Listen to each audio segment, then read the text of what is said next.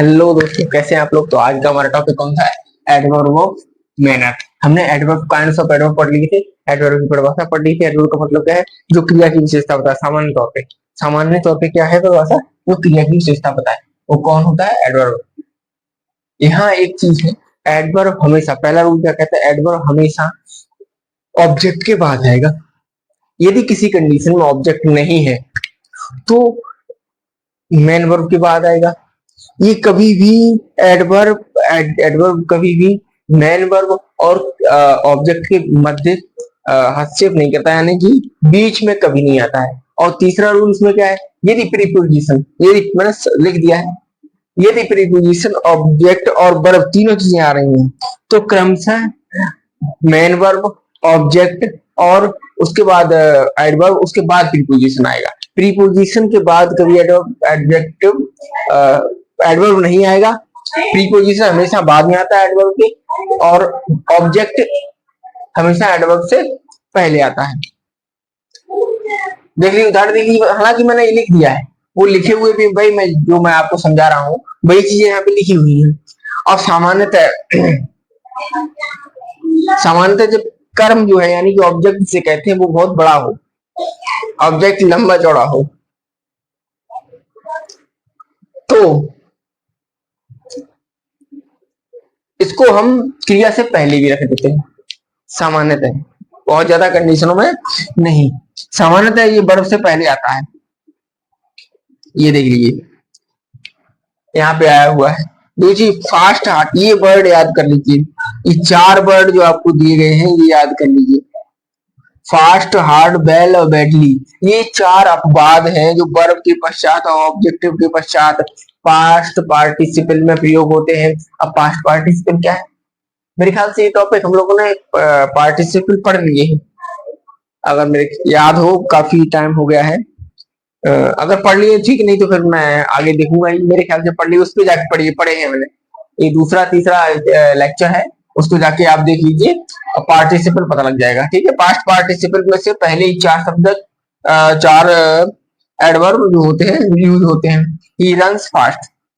ठीक है, अब देख लीजिए, बहुत सिंपल है, कुछ भी इसमें टफ वाला नहीं है। बौद्धिक और चरित्र, बौद्धिक और चरित्र की क्षमता, बौद्धिक क्षमता और चरित्र बताने वाले एडवर्ब वर्ब से पहले प्रयोग होते हैं, क्योंकि इसमें बहुत बड़ी कंडीशन है। कार्य बताते हैं और कार्य कैसा है ये बताते हैं। ठीक है, इसे क्या बताते हैं? कार्य बताते हैं और कार्य कैसा है ये बताते हैं। यहाँ कांडलिक का मतलब दयालुता नहीं है क्या? ठीक है, तो ये 2 रूल्स इसके और हैं, इनको हम एक बार बता देते हैं, इनको भी लिखते हैं, उसके बाद हम एडवर्ब ऑफ टाइम की बात करते हैं। तो आज ही भी हुआ तो एडवर्ब प्रयास करेंगे, काफी लंबा टॉपिक है, प्रयास करेंगे, देखते हैं एडवर्ब का क्या हाल रहता है, कितने लेक्चर्स लेता है इसको फिनिश करने में। तो आप क्वेश्चन वगैरह ले लीजिए, उसके बाद हम मिटा दें और फिर आगे बढ़े। तो अब बात करते हैं एडवर्ब ऑफ मैनर की। एडवर्ब ऑफ मैनर तो हो गया था, सॉरी, ये एडवर्ब ऑफ मैनर यहाँ से मिटा दीजिए। हाँ, एडवर्ब ऑफ मैनर ही है। ठीक है, एडवर्ब ऑफ मैनर का 7वां रूल क्या कहता है? ये क्रिया के बाद प्रयोग होने पर भिन्न अर्थ बताते हैं। और दूसरा रूल ये कहता है कि ऑब्जेक्ट के बाद प्रयोग होते हैं। ये तो मैंने पहले ही बताया कि ऑब्जेक्टिव के बाद ही प्रयोग होंगे। तो ये 2 रूल्स थे जो एडवर्ब ऑफ मैनर के बचे हुए थे। बाकी बात करते हैं एडवर्ब ऑफ प्लेस की। सिर्फ 2 रूल है, और दोनों रूलों की अगर बात की जाए तो दोनों रूल कौन से? ये डायरेक्ट ऑब्जेक्ट के बाद, ऑब्जेक्ट के डायरेक्ट बाद प्रयोग होंगे, और दूसरा रूल ये है कि ये तरीका के लिए प्रयोग होता है, तो तरीके के बाद प्रयोग होगा। ठीक है, जैसा कि आप इसमें देख पा रहे हैं, तरीके के लिए बता रहा है तो तरीके के लिए ठीक बाद प्रयोग होगा। जैसे ये तरीका, ये प्लेट के लिए बता रहा है तो उसके तुरंत बाद उसमें लगाया है हमने। ठीक है, ये यहाँ पे ऑब्जेक्ट दिया नहीं है, इसलिए यहाँ पर हमने प्रयोग किया है जो एडवर्ब है। जैसा कि हमने पहले भी जनरल रूल्स में पढ़ा था कि यदि ऑब्जेक्ट नहीं है तो मैन वर्ब के बाद प्रयोग करते हैं, वैसा ही यहाँ पे दिया हुआ है कि ऑब्जेक्ट इसमें नहीं तो मैन वर्ब के बाद प्रयोग किया गया है। इसमें तरीका खेलने के लिए बताया गया है, तो खेलने के तुरंत बाद प्रयोग किया गया है। एडवर्ब ऑफ टाइम की बात करें तो adverb of time afterward, eventually, lately, recently, now, soon, then, tomorrow, ये सारे शब्द या तो शुरू में प्रयोग होंगे या अंत में प्रयोग होंगे। जैसा कि आपके लिए लिखा हुआ भी है, आप इसको लिख सकते हैं 2 मिनट में। ये थोड़ा सा है, बहुत अच्छा सा है, आसान सा है, कर लीजिए थोड़ा सा ना, फिर अच्छी बात है, नहीं तो फिर देखते हैं, है ना। अब एरर ऑफ टाइम में भी कुछ रूल्स हैं, तो आप देखते हैं कितना हो पाएगा। एरर ऑफ टाइम को भी क्लियर करते हैं। चलिए इसको भी मिटा देते हैं, आप एक बार स्क्रीनशॉट वगैरह ले लीजिए, उसके बाद इसका भी पूरा कर देते हैं, आगे देखते हैं। और इसी के साथ शेयर वेयर करिए थोड़ा सा। ये फाउंडेशन बैच हमारा पूरा होने वाला है, इंग्लिश फाउंडेशन।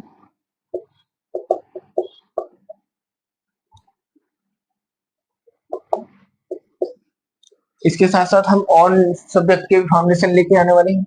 ये फाउंडेशन बैच है इंग्लिश का, इसमें कुछ भी छूटा रहेगा नहीं, कुछ भी, every topic I will teach you, okay, every topic I will teach you.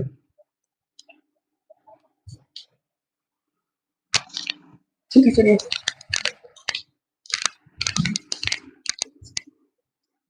हमारा दूसरा रूल क्या है, कहता है कि लेट और इमीडिएटली वाले सेंटेंस जो होते हैं उनमें लेट और इमीडिएटली का प्रयोग कहाँ करते हैं, इन द लास्ट। इसका प्रयोग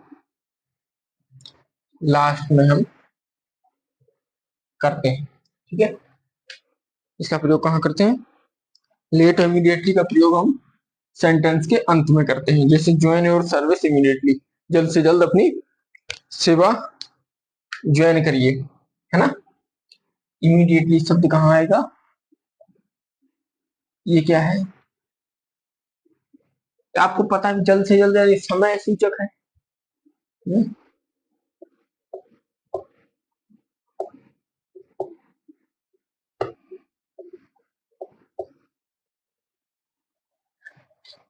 it always use last of the sentence, okay. अब बात करते हैं येट की, लेट और इमीडिएटली समझ गए।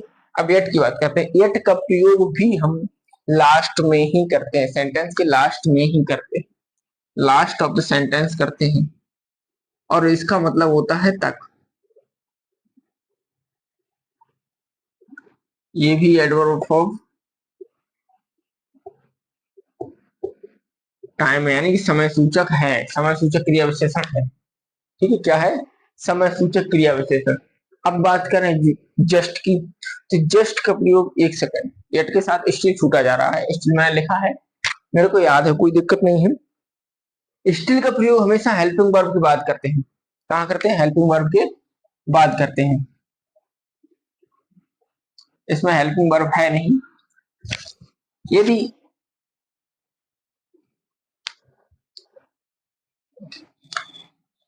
और मैन वर्ब से पहले करते हैं, ठीक है। इसका प्रयोग हमेशा हेल्पिंग वर्ब के बाद, इसमें नहीं है क्योंकि ये पास्ट इंडेफिनिट टेंस, वो सॉरी प्रेजेंट इंडेफिनिट टेंस है, इसलिए प्रेजेंट इंडेफिनिट के सिंपल सेंटेंस में आपने पढ़ा होगा ऐसे ये इसका प्रयोग करते हैं, यहाँ पे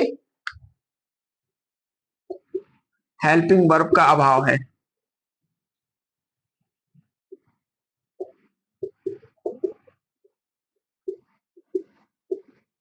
लेकिन लेकिन ये मैन वर्ब है यहाँ पे, और यहाँ क्या लिखा है, मैन वर्ब के मध्य, यानी कि मैन वर्ब से पहले होगा, मैन वर्ब से पहले होगा, तो ये मैन वर्ब यहाँ है, इससे पहले इसका प्रयोग किया गया है, ये है एडवर्ब ऑफ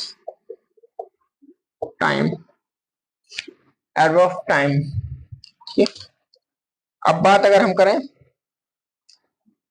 जस्ट की, तो जस्ट का प्रयोग कहाँ करते हैं, जस्ट का प्रयोग हम हमेशा हेल्पिंग वर्ब के बाद करते हैं, मोस्टली एडवर्ब जो होते हैं हेल्पिंग वर्ब के बाद ही आते हैं, मोस्टली बात कर रहा हूँ, सब नहीं, हेल्पिंग वर्ब के बाद आते हैं। ये हेल्पिंग वर्ब है, यहाँ पे आपको पता होगा, हेड में आता है, ये कौन सा टेंस है, कौन सा टेंस है ये प्रेजेंट परफेक्ट टेंस है। और इसकी एक और विशेषता क्या है, ये जस्ट देखिए इसके बाद आया है, ठीक है। इसकी एक और विशेषता क्या है, जस्ट हमेशा किसके बाद आता है, परफेक्ट टेंस में ही आता है, हेल्पिंग वर्ब के बाद आता है और परफेक्ट टेंस में ही प्रयोग किया जाता है। जस्ट जो है हमेशा से परफेक्ट टेंस में इसका प्रयोग किया जाता है। एडवर्ब ऑफ फ्रीक्वेंसी की अगर बात करें तो ये आवृत्ति सूचक होता है। फ्रीक्वेंसी का मतलब होता है आवृत्ति सूचक। आवृत्ति सूचक जो है ये सिंपल सेंटेंसेस में हमेशा हेल्पिंग वर्ब और मेन वर्ब के मध्य यूज होता है। हेल्पिंग वर्ब और मध्य वर्ब के मेन वर्ब, सॉरी मध्य बोल गया,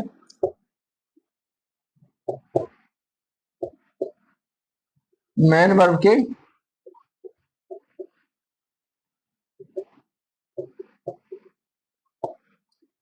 मध्य लगता है। इसमें ये हेल्पिंग वर्ब है और ये जो है एडवर्ब ऑफ फ्रीक्वेंसी आवृत्ति सूचक शब्द है।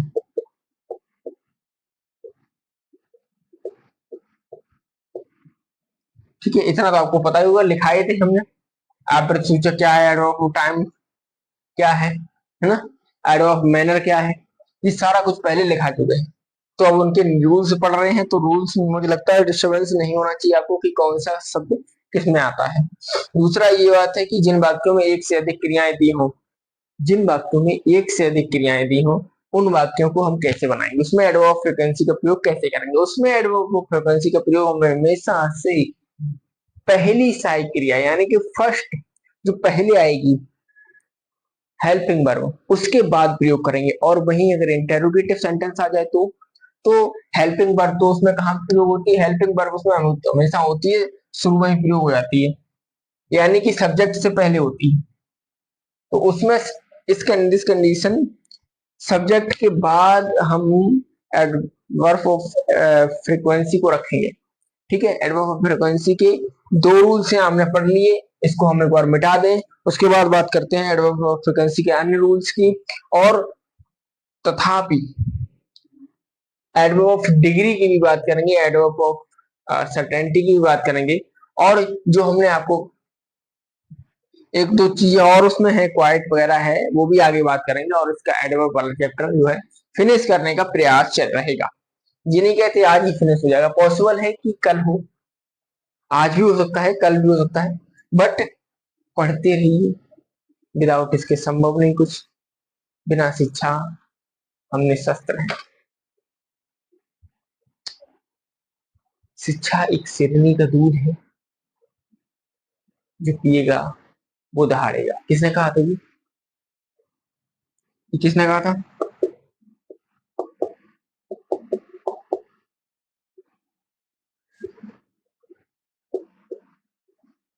डॉक्टर बी आर अम्बेडकर साहब ने कहा था भैया। क्या कहा था? शिक्षा शेरनी का दूध है, जो उसे पिएगा वो दहाड़ेगा।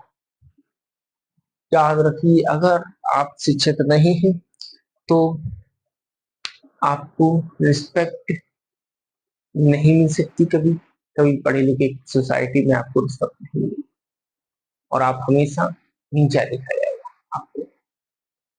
जब आपके घर के, आपके परिवार की, आपके पड़ोसी सिलेक्ट होते हैं तो उनके सम्मान में जो लोग वहां पे उपस्थित होते हैं, वो लोग, उनका सम्मान किस प्रकार से होता है सोसाइटी में, और वो हकदार भी इस चीज की, मेहनत करता है बंदा तो लगना नेचुरल सी बात है। हालांकि इसका मतलब शिक्षा का मतलब नौकरी करना नहीं है, शिक्षा का मतलब शिक्षित होना ही है, शिक्षा का मतलब नौकर बनना नहीं है। बट नौकरी लगे या कहीं सिलेक्ट हो ना हो वो अलग बात है, आपको नॉलेज होनी चाहिए ताकि आपको कोई बेवकूफ न बना सके किसी भी क्षेत्र में। और वो ये तभी संभव है जब आप शिक्षा के महत्व को समझिए। Try to understand the importance of the education. और जब आप ये सब चीजें सीख जाएंगे, समझ जाएंगे, तो आपको सारी चीज समझ में आने लगेंगी। इंग्लिश का हमारा जो लेक्चर रहेगा, इंग्लिश का जो ये फाउंडेशन बैच है, इसमें लगभग 35 के समथिंग पहुंच सकते हैं, इससे कम भी रह सकते हैं, वीडियो ज्यादा भी रह सकते हैं, लेकिन इससे 35 से 37 भी हो सकते हैं, इधर 32 भी हो सकते हैं। ये आंकड़ा रहेगा इंग्लिश लेक्चर का। जो इंग्लिश लेक्चर्स पढ़ रहे हैं हमारे फाउंडेशन बैच जो है।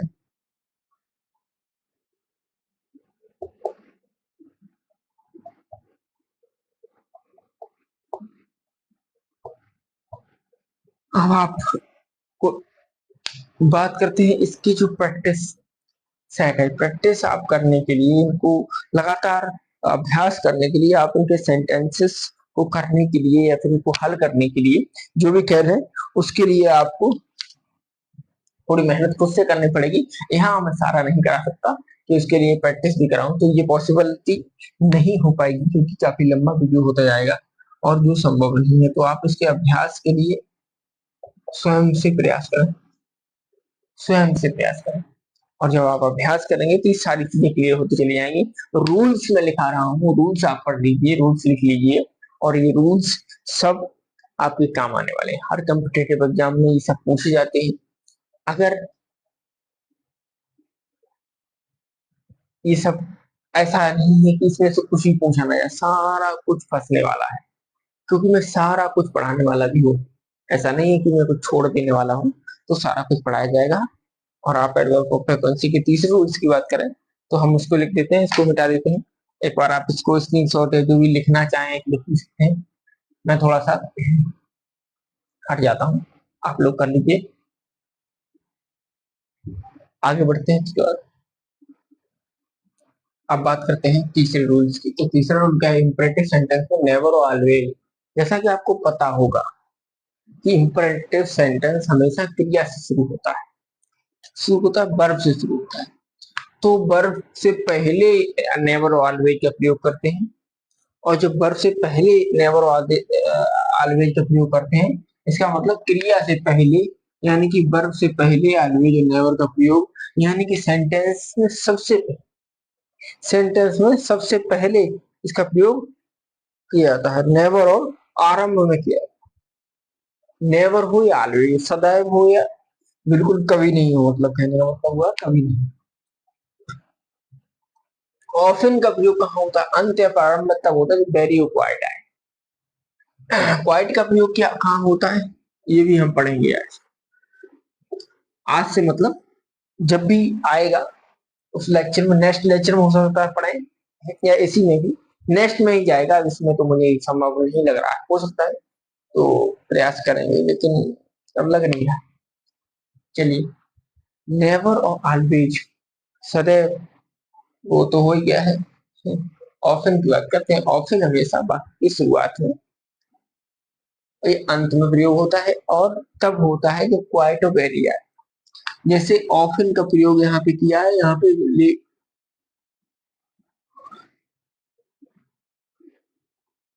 वेरी आया है, ये वाला यहाँ पे आया है, ठीक है। इसका प्रयोग हम पढ़ेंगे।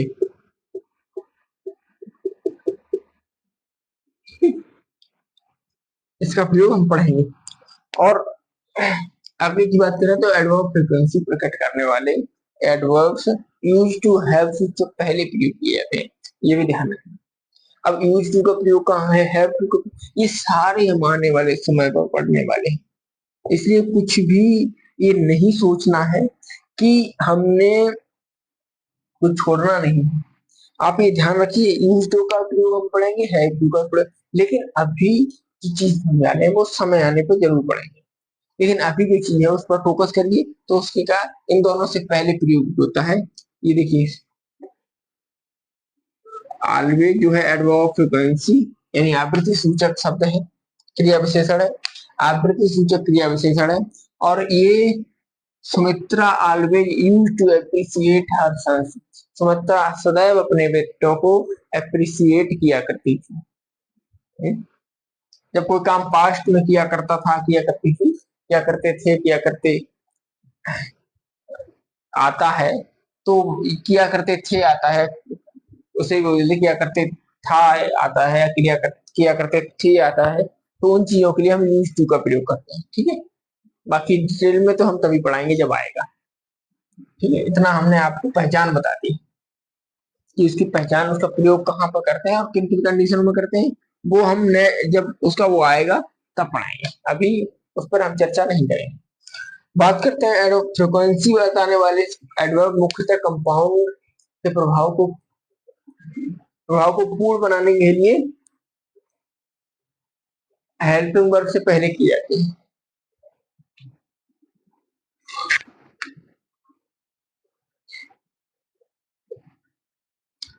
आपको मैंने बताया था नेवर जो है आप्रतिसूचक शब्द है और ये हेल्पिंग वर्ब से पहले है। कब होगा? जब कंपाउंड को प्रभावपूर्ण बनाना हो, कंपाउंड को प्रभावपूर्ण बनाना हो। हेल्पिंग वर्ब का प्रयोग प्रश्नोत्तर, प्रश्न के उत्तर, कथन, टिप्पणी के अतिरिक्त जोड़े गए कथन के लिए किया जाए तो उसका एडवर्ब फ्रीक्वेंसी का प्रयोग कहाँ करते हैं? तो एडवर्ब फ्रीक्वेंसी का प्रयोग करते हैं वर्ब से पहले, जैसा कि आप देख पा रहे होंगे।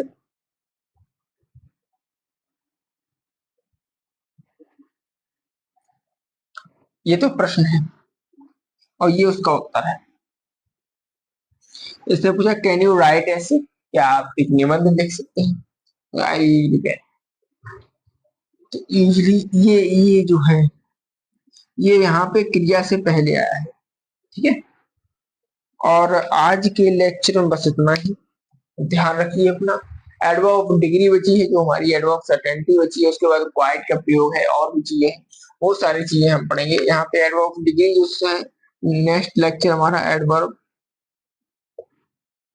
ऑफ डिग्री से रिलेटेड और एडवर्ब ऑफ डिग्री लगभग 3 लेक्चर तो हो ही जाएंगे। अभी मान लीजिए 2 नहीं, हमने 2 में समाप्त करना चाहते थे, नहीं हो पाया, कोई बात नहीं, हम इसको तीसरे में समाप्त करेंगे, ठीक है। और इस लेक्चर में बस इतना ही।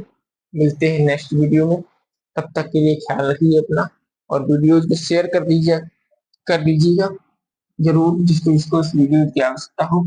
और हम तब तक के लिए आप लोगों से विदा लेना चाहेंगे।